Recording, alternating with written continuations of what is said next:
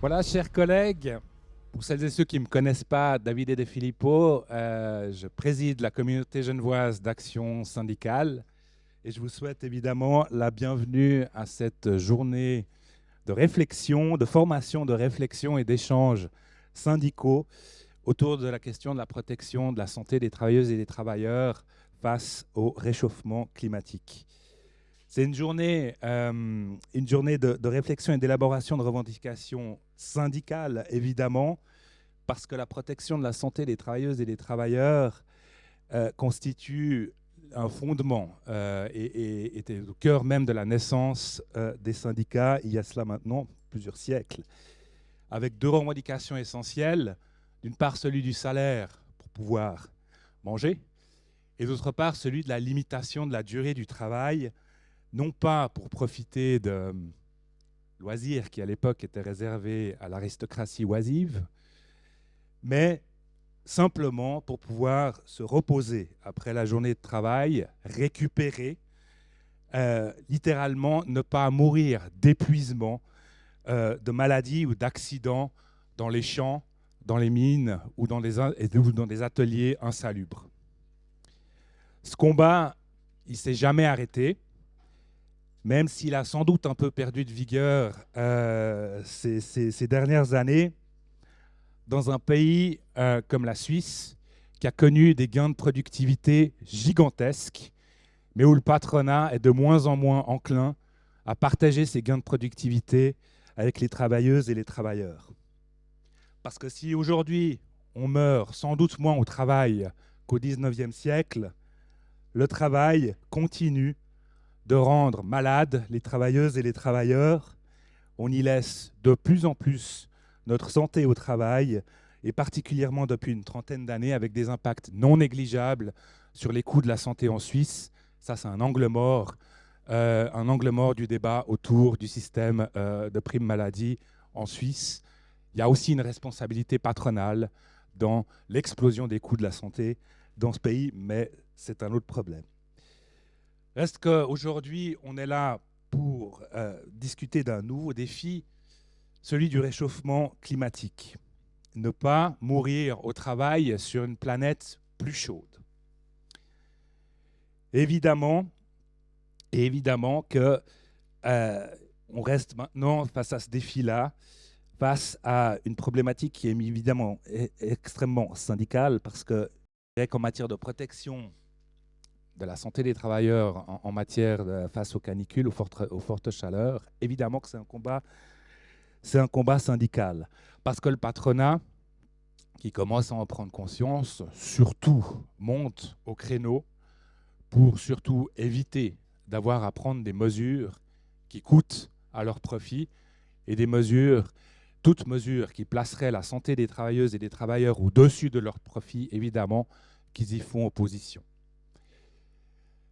Et c'est extrêmement concret à Genève. Je prendrai l'exemple des canicules de l'été dernier, où lorsque l'inspection du travail, le CIRT, a fixé un certain nombre de mesures et de limitations et de seuils, a déclenché un programme une campagne de contrôle, notamment sur les chantiers, le patronat genevois est immédiatement monté au créneau et a osé écrire une lettre à l'inspection du travail pour exiger de stopper immédiatement la campagne de contrôle sur les chantiers.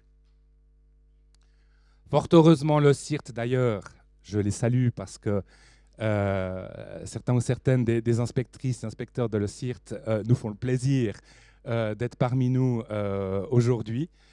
En tout cas, ils sont très, très nombreux. Merci à vous. Ce qui témoigne aussi effectivement de l'importance et de leur engagement aussi sur cette mission qui est évidemment essentielle de protection de la santé des travailleuses et des travailleurs. Mais pour revenir à l'été passé, je disais, évidemment, ensuite, le CIRT a tenu bon, mais la bataille, elle est loin d'être terminée, parce qu'on arrive maintenant à l'orée de l'été prochain, que les météorologues et les spécialistes du climat, malheureusement, nous prédisent comme encore plus chaud que l'année dernière, avec des périodes de canicule, de très forte chaleur, plus nombreuses, plus intenses et plus longues. Et face à cette situation-là, le combat continue parce qu'évidemment, les patrons, même si discrètement, font tout pour essayer de relever les niveaux de seuil acceptables et font tout pour essayer de tenter de neutraliser les contrôles. Parce que je le disais tout à l'heure, lorsqu'il s'agit de distribuer un peu d'eau ou de crème solaire, ça va, mais dès qu'on touche à la productivité des travailleuses et des travailleurs, alors là, évidemment, avec le patronat, c'est une autre histoire. Donc nous sommes là aujourd'hui pour discuter, nous former et discuter aussi des moyens de lutte pour faire valoir les droits des travailleuses et des travailleurs face au stress thermique, parce qu'évidemment, en termes de droits, jamais aucun droit n'a été conquis nulle part de la part des travailleuses et des travailleurs sans lutte, et c'est de ça qu'on veut discuter aujourd'hui.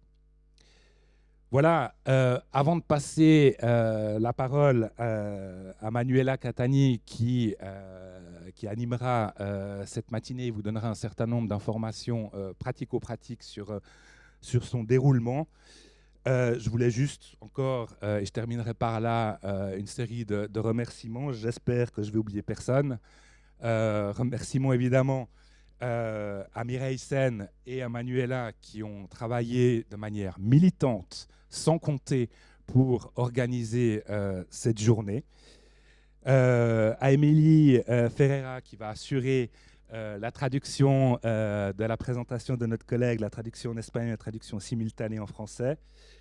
Damla, la fille de Mireille, qui va filmer l'ensemble de cette journée et prendre le son pour qu'on puisse léguer tout ça à la postérité. Et évidemment, nos conférenciers invités que Manuela présentera tout à l'heure, le Courrier, le journal Le Courrier qui a assuré la publicité et la couverture de l'événement, l'UOG qui nous accueille dans ses locaux, et bien sûr, vous toutes et tous, il y en a même certains qui viennent d'autres cantons. Donc à toutes et tous, merci d'être là et on se réjouit de travailler cette journée autour de ces enjeux-là. Voilà.